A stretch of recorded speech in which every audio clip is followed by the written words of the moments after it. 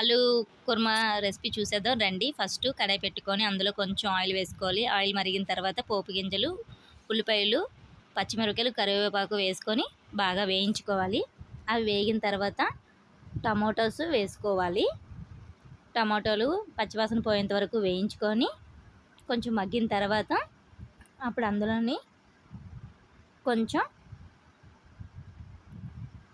పసుపు, అలాగే కొంచెం గరం మసాలా, కర్రీకి తగినంత సాల్ట్, అలాగే కొంచెం కారం వేసుకొని పచ్చివాసన పోయేంతగా వేయించుకోవాలి ఫ్రెండ్స్.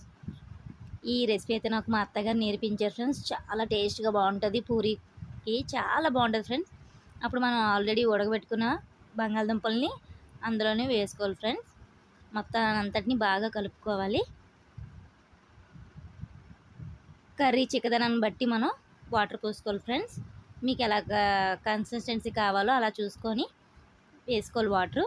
అది బాగా కొంచెం దగ్గరికి వచ్చింది అనేటప్పటికి ఇప్పుడు అసలైంది ఉంది ఫ్రెండ్. కొంచెం శనగపిండి తీసుకొని అదిగోండి నేను చూపిస్తున్నాను అంత పలుచగా కలుపుకొని ఆ వాటర్ అందులో వేసేయడమే ఫ్రెండ్స్.